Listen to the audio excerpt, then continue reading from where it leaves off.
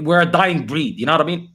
We are. Because people don't understand the risks involved with the online side of the world. You know what I mean? So you gotta stay safe because there's a lot of weirdos out there, bro. Like Pradusta, she eats booty for $2 on the side of the street. Who? 100%. Like Pradusta in chat right there. Like he was in chat with weirdos right now. You don't even know it. Well, if he's from your chat, I wouldn't be too surprised, man. Nah, it's not a he, it's a she. Oh, she. Okay. Yeah, you gotta be careful, bro. My bad. Like, imagine a she munching booty on, like, it's crazy, bro. Anyways, listen. I want you to introduce yourself first of all, and second of all, I want you to like explain this shit to us like we're babies, and then go into it. You know what I mean? All right. Sounds good. So, I'm Tachyon Blue. I'm a liberal political live streamer. I'm also working on a second book about GamerGate. I wrote a 2019 book, GamerGate: First Battle of the Culture War, and I'm working on a multi-volume book of interviews. I've interviewed over 70 people involved in the GamerGate controversy on both sides. I'll try and, I guess, walk through like the very beginning. So I know you're a gamer, Qorantos. You play GTA, so you probably are familiar with the industry to some extent, right? A little bit. Okay. So the games press essentially. Let's start with sort of like the inciting incident that blew all this controversy up. So in 2014, August 2014, a man named Aaron Joney, he's a programmer. He's done some work in the games industry. He writes a blog post saying that his girlfriend basically cheated on him with 5 people. He names 3 of the people in the article in his blog post, but not the other 2. Not really that big of a deal, whatever, bad relationship. He alleges that she was emotionally abusive to him, but not really the end of the world. Except Nathan Grayson is one of the people he names, and Nathan Grayson writes for Kotaku and formerly Rock Paper Shotgun. Now this isn't a big deal. A games journalist sleeping with a game developer. His girlfriend was a game developer, Zoe Quinn. But then, unfortunately, he didn't disclose that he was promoting her game, Depression Quest, on a list of 50 games that were making it to Steam Greenlight. Relatively minor controversy. He promotes her game over 49 others. Doesn't disclose that he's in a relationship or a close personal friendship with this person. So that's a problem. Then he also reports on the Polaris Game Jam. Do you know what game jams are, Qorantos? Nah, explain it to us. Okay.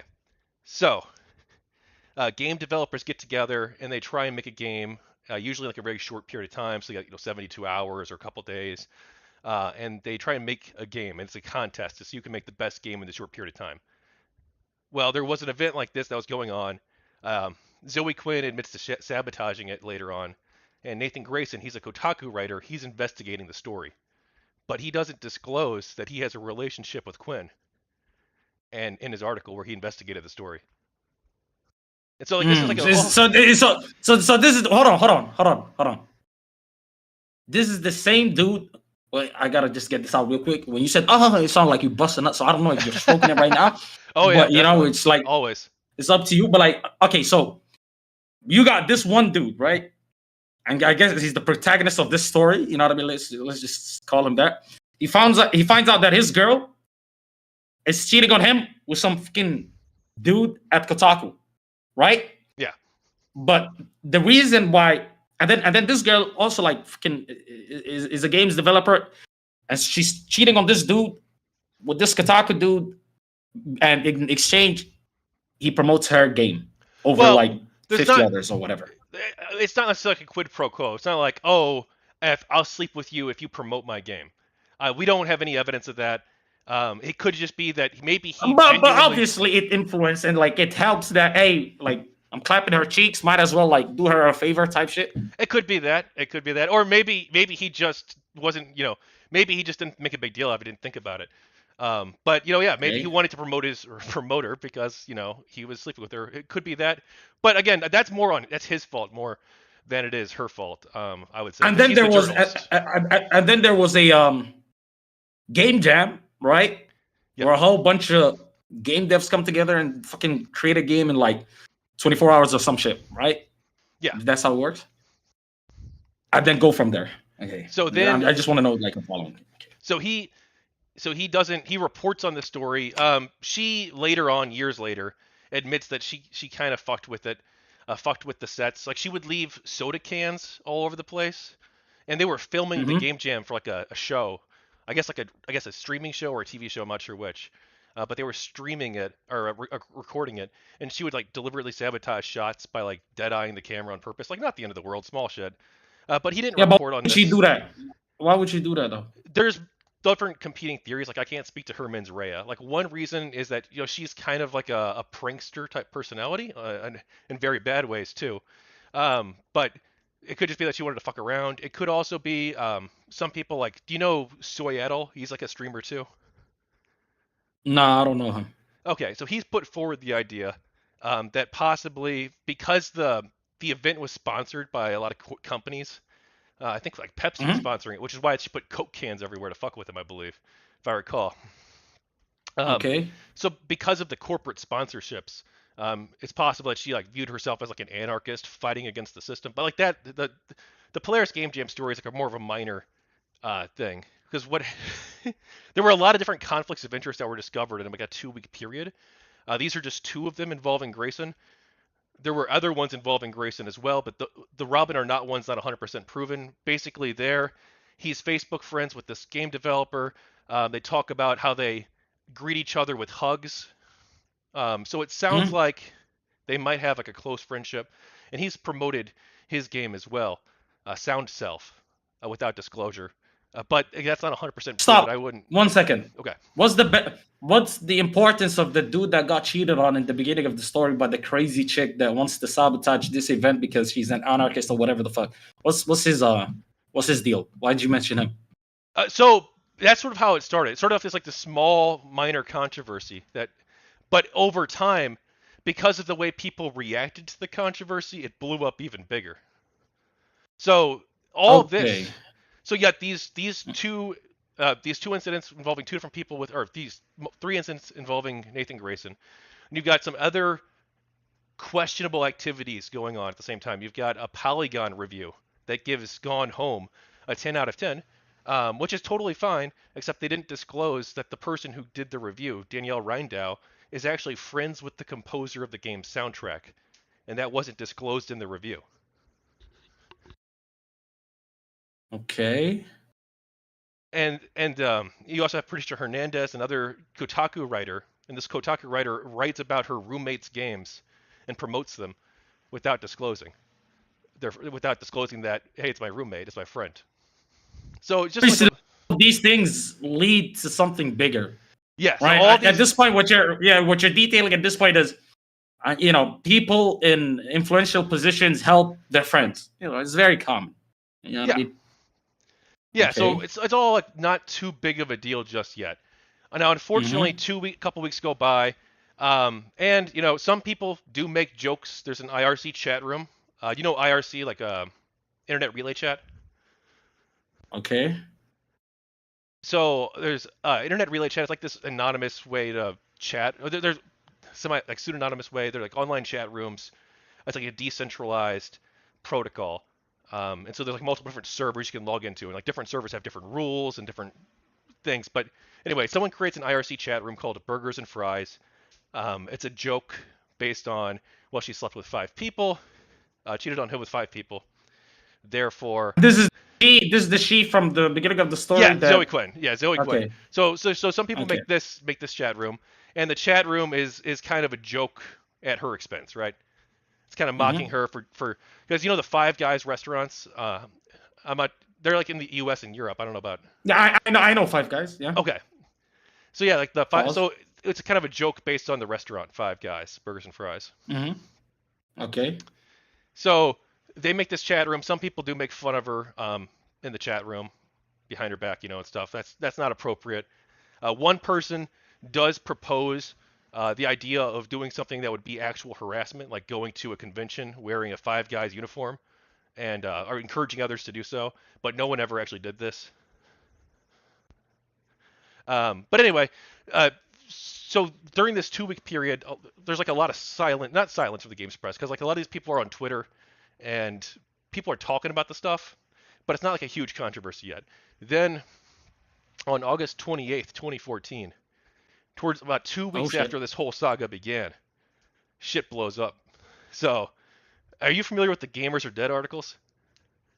No. Okay, all right. Hey, do you want me to just link you these real quick? Or just I link you mean, one if of you them. want, I'd rather you tell me. You know what I mean? Okay, all right. All right, so um, 10 articles come out on August 28th, 2014. And they're calling for an end to the gamer identity. Um, some of them use like inflammatory language. All these articles are like gamers are dead. We're witnessing the death of an identity. Um, some of them even call for changing the way games are made, like Devin Wilson's article on Gama Sutra, changing the way games are made to make them less violent, to take out themes that they consider sexist, things like that. Um, Okay. and they basically they say in these articles that gaming, or that there's multiple ways you could read some of them, but one way people could read them is that they're calling for an end to the gamer identity, um, and they're all doing this on the same day, which is really weird, and it looks awfully suspicious. So, but Mm. there's like multiple like different competing ideas about why they did this.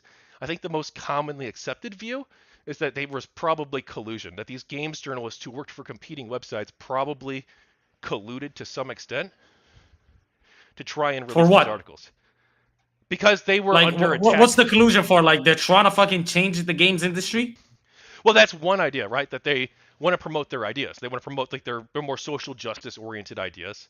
Another idea too is that, hey, look, they're being criticized over these 2 week period because of all these recent scandals that popped up all at the same time. So because they're being criticized, they kind of want to deflect attention from themselves. Also, some of them probably do think that their friend Zoe Quinn, who a lot of them are friends with, Hmm. that she's being harassed, and like they want to protect her from what they consider like this mob of people. I can see that. And then Liana Kersner, who's a games journalist and a feminist media critic, I've interviewed her. She actually has an idea too. She thinks that they wrote up these articles ahead of time, and that they were going to run with them, but Zoe Quinn asked them not to because she wanted to be more private about the situation. But Anita Sarkeesian, do you know who she is? Feminist Frequency. Anita Sarkeesian is she the one that's dating iDubbbz? I don't know. I don't Sounds think like she it. is. I don't think she is. She ran Feminist Frequency. It was this YouTube channel where she criticized games from a feminist perspective, essentially. Um, but Okay. it was there. A lot of her videos were controversial. Are you sure she's not dating iDubbbz? I could have sworn his girlfriend's name was Anita something. I mean, I don't know. I could be wrong. I don't know. Maybe she is dating him. I'm Is not she sure. some tatted white chick that does OF now or used to? I know. I don't think she does OF. Okay, never mind. It's not the same one. Yeah. So Oh anyway, wait, his girlfriend's name is Anissa. My bad. I mixed them up. ah, Okay, go on. all right. So Liana Kersner's idea is that they released these articles because they had them all saved up, and then Zoe told them, "Hey, look, I want to be private about this," and so they didn't. And then Anita Sarkeesian's video comes out. It's poorly received, and because of this, I don't know if anyone like sent her like a harassing message or something in response to the video or not. But because of her video coming out at the same time period, they realized, well, you know what? This is another feminist icon in gaming who is being attacked. So we want to make sure that we stand up for her too. And so then they released the articles all at once. That's what Liana Kersner's hypothesis is about the situation. Anyway, so there's those 10 articles. Then over the course of the next several days, 9 more articles come out with the same "gamers are dead" argument. It's so Are people we gonna ask, find out the significance of these articles later in the story?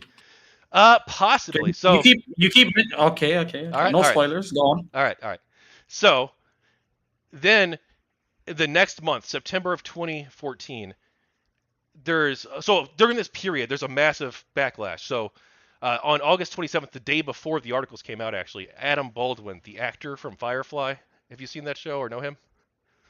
Nope. Okay. I don't think so. Well, he's an American actor for Hollywood, and he tweeted out actually GamerGate, but his tweet didn't get too much attention because he was talking about the ethical scandals that were going on at the time with the tweet. Um, But then the articles blew up the next day, and so this hashtag, this GamerGate hashtag, blows up. It becomes like a movement over the course of the next, well, basically then, or sometime shortly thereafter. It becomes some sort Hold of on, a movement. hold on. So this guy is the one who kickstarted the whole GamerGate thing because he retweeted the articles, right? Is Well, that what he you're saying? well he didn't retweet the articles. He retweeted a YouTube video that was talking about the ethics controversies, the journalism And what controversies. was and what was the video like? What was the video saying about it? Was It it saying was this is a good thing or this is terrible, and it shows that these people are fucking working together it, to push some sort of agenda? Da, da, da? it was by a YouTuber known as Mr. Medicare, and he went by an internet aristocrat back then. But it was a video by him talking about it. He was against the games journalists, and he was also against social justice warriors too. He wasn't a huge fan of them. Okay, So he okay. Yeah, so the article was talking about the videos. I mean, they were talking about ethics controversies in the games industry, and also like the whole Zoe Quinn, Aaron Joni situation though, as well.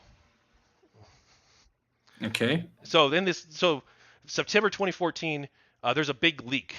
Turns out that there's this mailing group, this email group basically, called Game Journal Pros, where several games journalists, over 150 games journalists roughly, from competing publications were on this mailing list. And Mm. so people are like, well, wait a second. We know about this list. We know that some savorable things were happening on the list. So, for instance, there was a games journalist, Alistair Pensoff. They essentially advocated for blacklisting him because or some people in the group, I should say, some people in the group advocated for blacklisting him in this games journalism industry group, because they didn't like the way he handled a story where he exposed that crowdfunding money was going towards a sex change operation essentially, rather than what was publicly advertised for. They didn't like Okay. the way he handled that situation. And then they had a beef with this one game developer whose name escapes me. We could pull it up if you want me to. But they had a beef with the game developer as well, and they encouraged some people on the list, again, some people encouraged people not to work with this game developer anymore.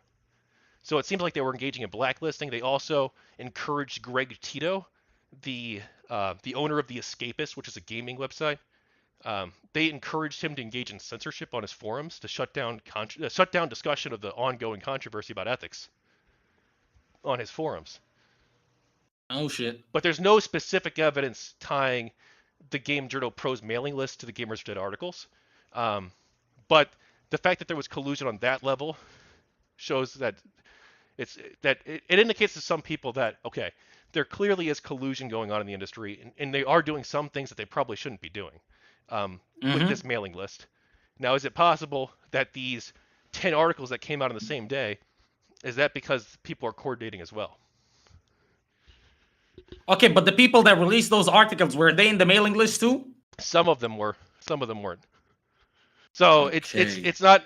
So if they did it, it would be outside of that. But either way, the articles themselves, people feel like a lot of people have different opinions on this, but like a lot of people think that they were basically demonizing an entire group of people and saying that like, oh, gamers are like this as a whole, Yeah. rather than Okay, just but here's the thing though, right? So okay, there's a bunch of journalists from competing publications in the same mailing list that's pretty much coordinating. Hey, if we don't like a certain thing, we should band together and make sure that thing doesn't go through, whether that be through fucking articles shitting on them or through, I don't know, blacklisting them or whatever. Is that what Gamergate is about? well, yes, but Or does it some people disagree. well, S- okay. some So, so you say, okay. Tell me what Gamergate is about, in your opinion.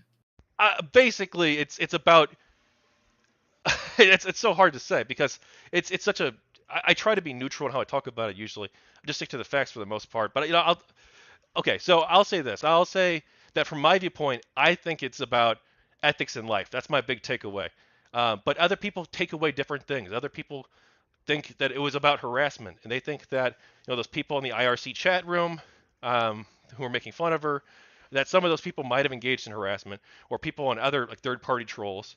And I wouldn't be surprised if that happened. We do know that at least two third-party trolls did, in fact, engage in confirmed harassment. Plus, there was a rogue GamerGate person, Ethan Ralph, who did actually harass people. I'm sure there were plenty of examples of people being harassed on both sides of this controversy. But as this was happening, because there were two competing narratives of what's going on, right? During this whole period, the several-year period, this thing lasted like about 4 years roughly, or about 3.5 from my point of view at least. You had one group of people that over this several year period were like, yeah, it's about ethics. It's about advocating for ethics in journalism. It's about reforming games journalism. Other people think, you know what, we should reform the whole games industry. We should try to fight back against microtransactions and exploitative DLC practices and crunch. And people wanted to add all sorts of things to it, of course.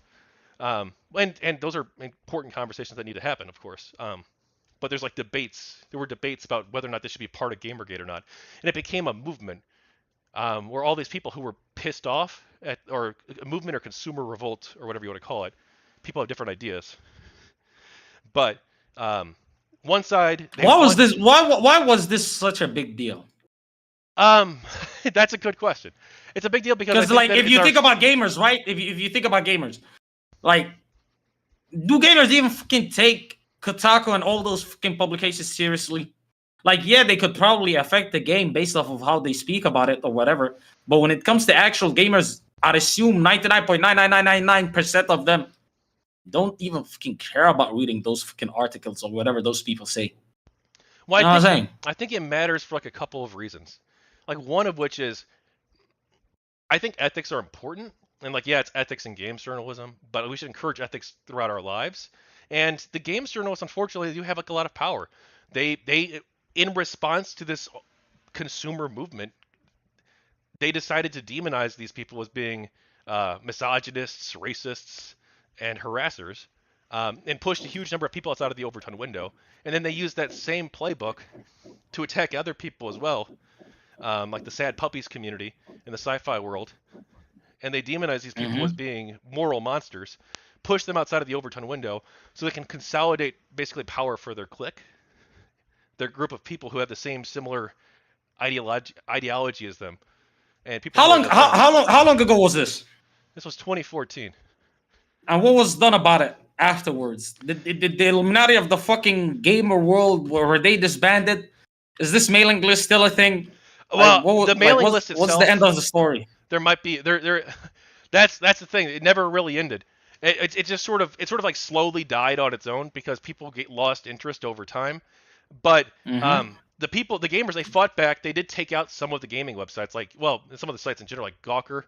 Gawker reportedly lost 7 figures, so millions of dollars, because of email boycotts that the GamerGate people did, where they would write letters to the advertisers of the corrupt websites, or the websites that they thought were corrupt at least. And they would say, hey, look, these websites are engaging in unethical practices, they're promoting bullying in one case. So we want you to stop advertising with them. And they ended up costing a lot of these websites a lot of money. Some of them closed down even over time, though that wasn't necessarily just because of them. And then they also cataloged the various issues and made like a watchdog website called Deep Freeze. And they just talked about it a lot too. Like, they had conferences in real life where they advocated for people to for greater ethics in journalism in general and games journalism. So it was a win for the people against that BS.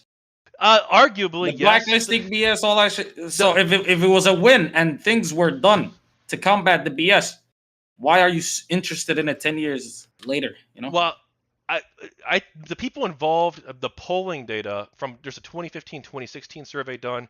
Most of the people said that they thought GamerGate was successful at the time. Most people I talked to today say that as well. There are people who don't, though. But the whole narrative. Are you one of those people? Are you one of those people? I think it was successful, I guess, broadly speaking. But there were areas where it wasn't. It wasn't as successful as like everyone would have liked. A lot of these gaming sites have a lot of the same problems that they had back then. They've gotten better in some areas. Like, they're better at disclosing stuff now, it seems.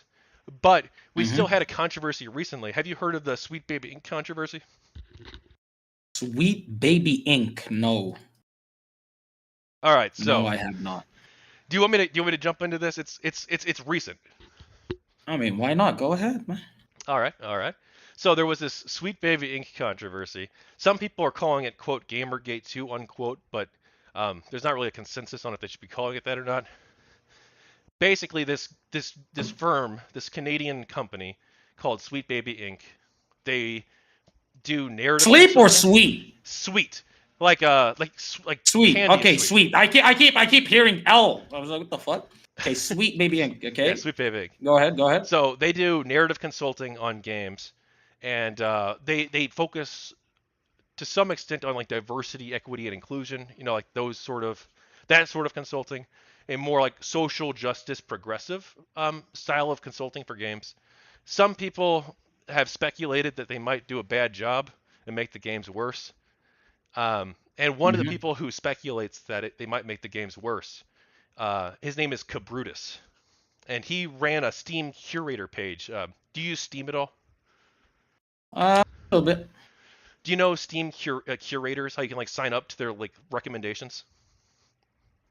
So like, if you're is it like a content creator, or is it like somebody that plays Steam a lot and you're like, hey, I want to play what he plays, and you can sign up to some shit that it can be either shows one. you the shit that he plays? Yeah. So like Okay. So for instance, you could create one. You could have Qorantos recommends, and then it's like, here's the games that Qorantos recommends, and like people who are fans of yours, if they wanted to, they could sign up to this list, and they can see, oh look, here's the list of games that you recommend. But he made something like this, but he was basically making a list of the games that Sweet Baby Ink is involved with, and he doesn't recommend them. But he doesn't like bash them either. He just makes a list and say, here's the games that they're involved with, so that if you don't trust this company to do a good job, you can choose not to buy their games. Now the company though, Sweet Baby Ink, they weren't the world's biggest fans of him doing this. So some of their employees, one person in particular, Chris Kindred, he encouraged people on Twitter to false report the Steam curator page and his personal account too, and the Steam group. So he wanted to get the Steam group associated with the page banned, and he wanted to get Qorantos' personal account banned, because he didn't like, I guess, that they were making a list of the games that they're involved with. So he decided to maliciously go after somebody that didn't like the games that they worked on. Yeah, basically. But the media didn't report on this really. What they did instead was they tried to turn it around and say that, they ignored. They wrote articles about it and were like, oh no, Sweet Baby Ink doesn't do anything bad. Some games that they worked on were good, which is true, or at least that they were well received. And then some games that they worked on were not. Like any company, I guess. You have some successes, some failures. But they didn't talk at all about the harassment that they were encouraging their Twitter followers, Chris Kindred was, to go after this one guy and his Steam group. They left that part out of the story. And some of them have even, it's come out now that some of the journalists even deliberately did so. One journalist who covered the story, Ash Parrish, she works for The Verge. She said that her editors told her to take that part out of the story. So does this all like boil down to this shit being super corrupt? Like, is that it? Yeah. Are all these niggas corrupt as fuck? A lot of them are. Yeah. And also, quick question with the whole GamerGate 1.0 thing. So, is the moral of that story to like just not have women in the gaming industry? Because without the cheating woman that slept with like 1 billion people to get her games reviewed, preferably and whatever, then you wouldn't have had the whole, GamerGate shit. So are you saying like we shouldn't have women involved anymore? No, I don't believe in that at all. I think that gaming's for everybody. There's a lot of amazing women who play games and make games, and there's a lot of amazing women who supported GamerGate too. It's not like I know you believe that. It's just that some people in chat were like, they thought that's what you were saying. Understandable. A lot of people get that impression. Yeah, because again, it's like one chick sleeps with like 5 guys. People want to wear 5 guys costumes. Well, that was one person, like to be clear, but yeah, but it like that's harassment. Well, if he said that was harassment. If he actually did it, it would be harassment. If he actually, you don't believe he did it. Well, no, I mean, we would know because like there'd be pictures and stuff of it. He wanted to encourage people to do it at PAX, a specific convention. Okay, I see. Okay. All right, But go on. anyway, You was talking about 2.0? 2.0, yeah. So anyway, the media falsely reports on the story, and not just like one or two sites, a whole bunch of sites, including the Guardian, actually falsely report on the story and or leave out key details. So they do like a horrible job with this. That's why people are calling it GamerGate too, because they misrepresented the story. Um, and we know that some of them even knew, like Ash Parrish knew, and was told to take that stuff out. And then another writer. This is not me farting, by the way.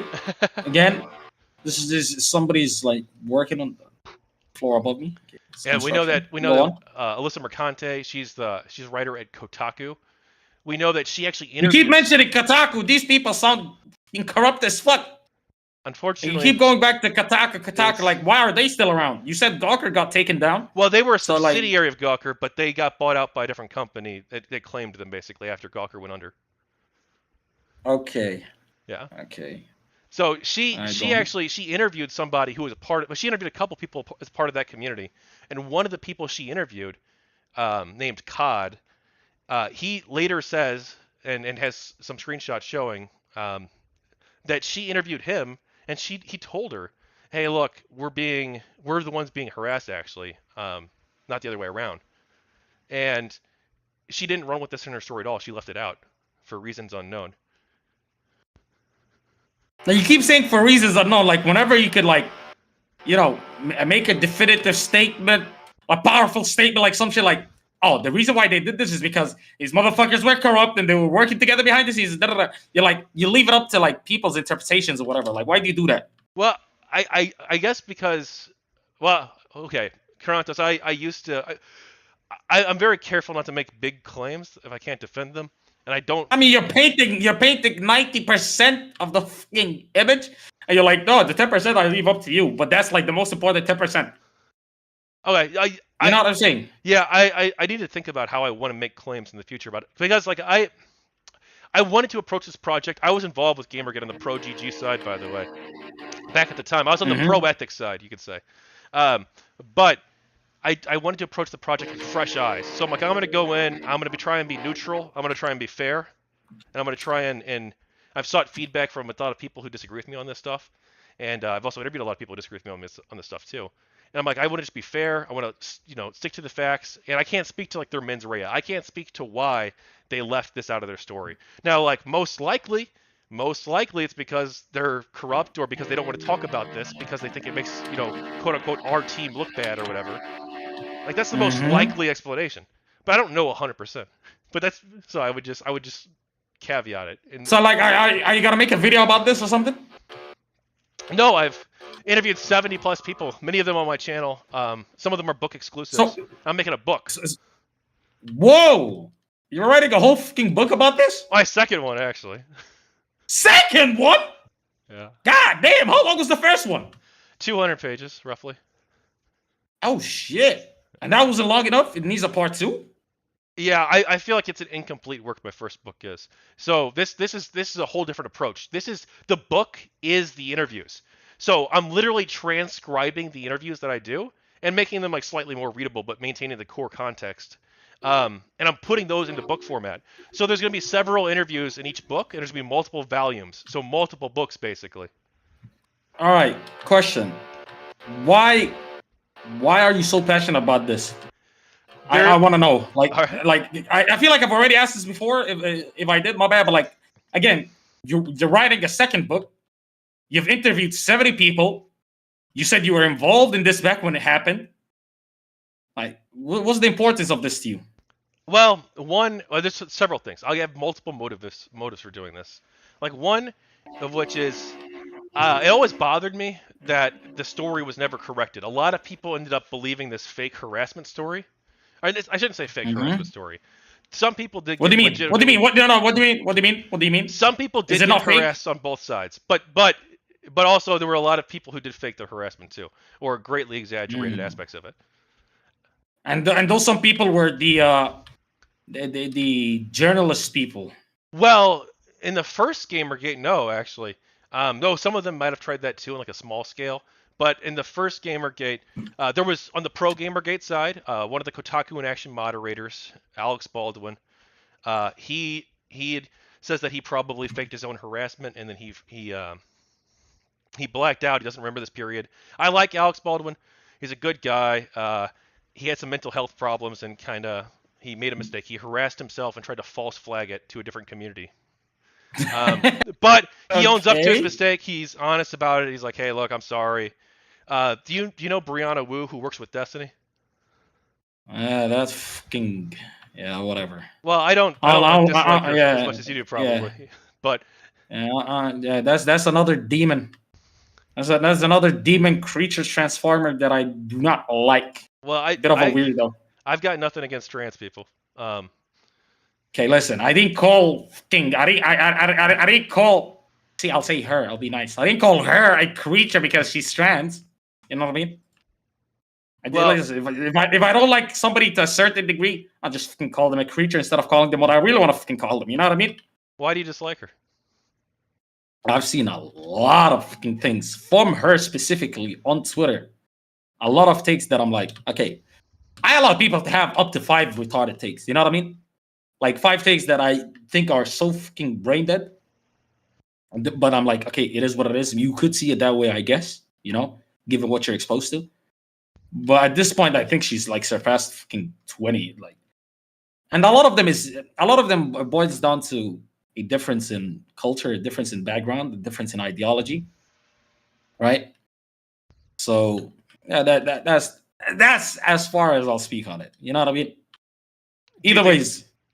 Do you think there's no way to overcome that gap and try to have a conversation? Why wouldn't you don't need to have a conversation with everybody that you disagree with. I find it weird that people always try to seek that out. Like, I mean, if you have to be exposed to said person, like, let's say you're okay, why am I getting killed every second that I spawn?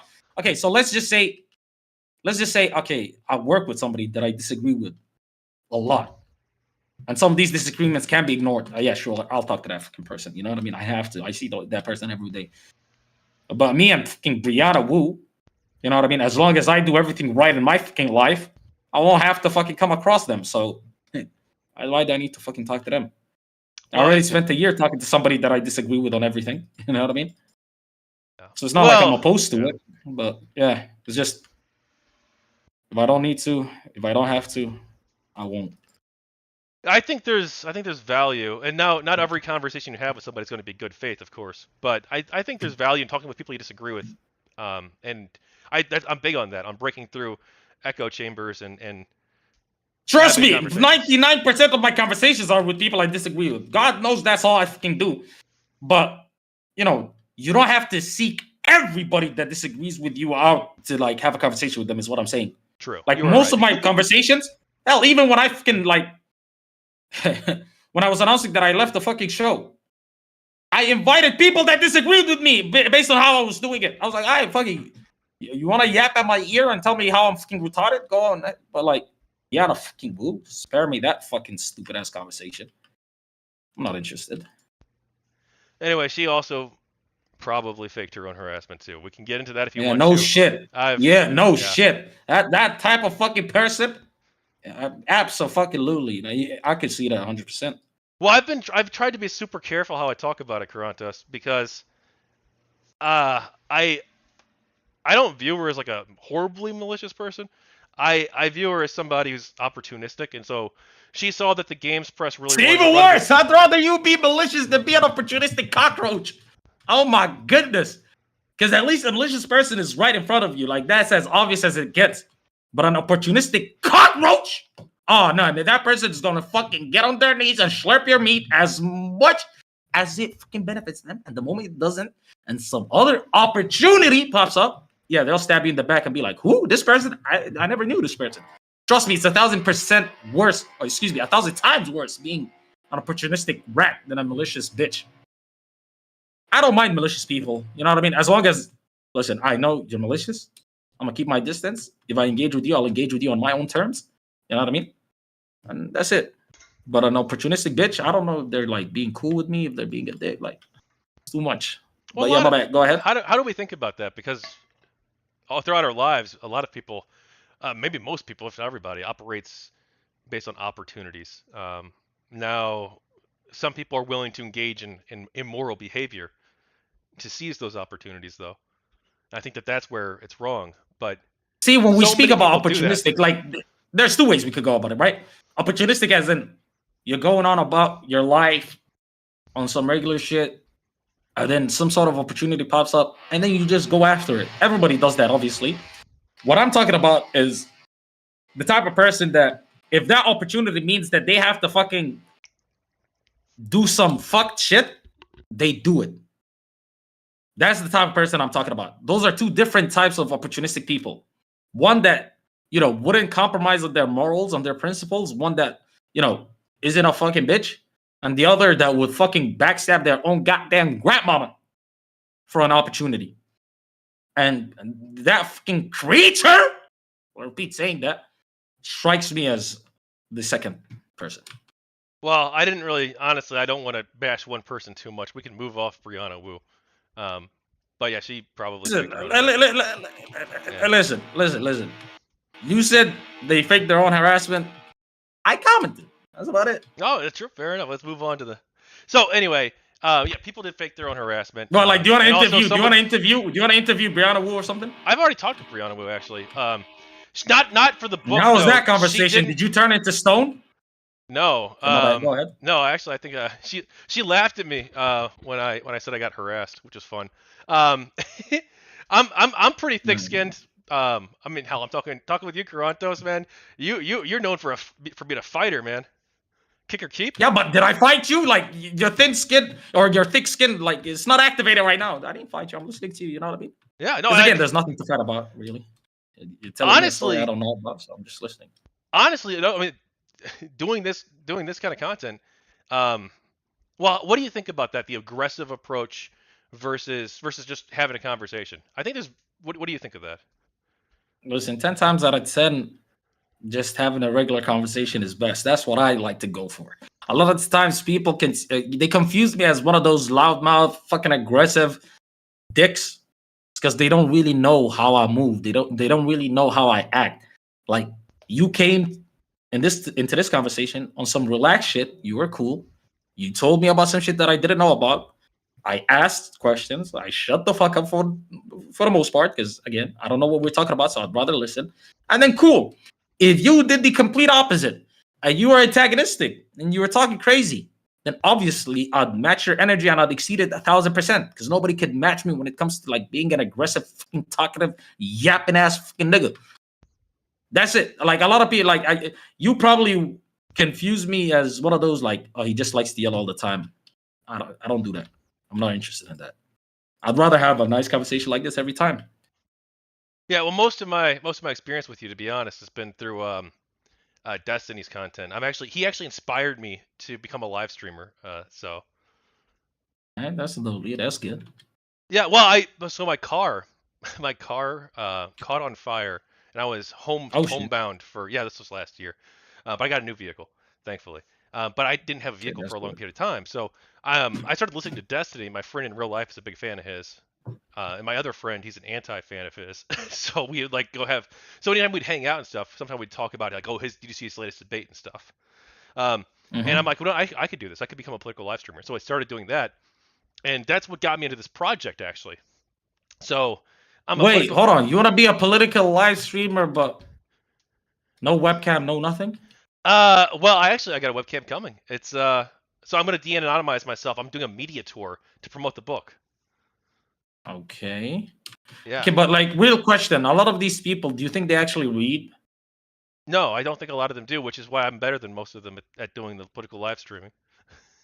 Yeah, but like, so far you've displayed, your knowledge when it comes to GamerGate. Like, what else would you talk about?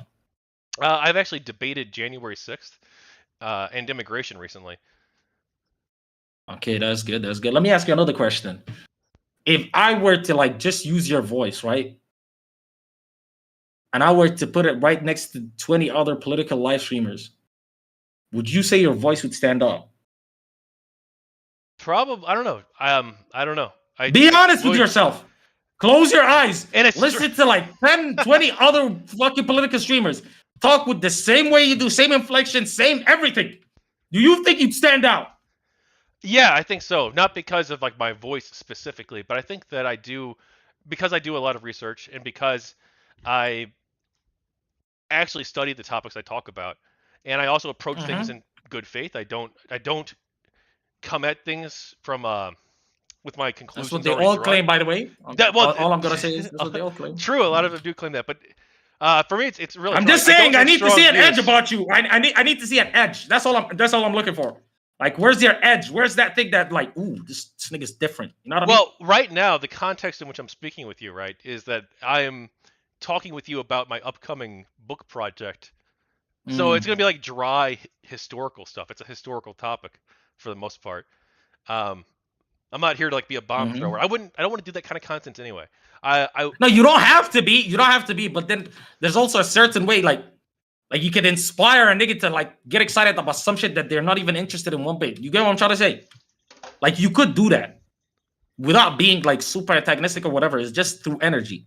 So like for instance, right, when it comes to political streamers, generally outside of Destiny and Hessen, 99.9% of people don't know the 100 other dudes and like girls that do this shit.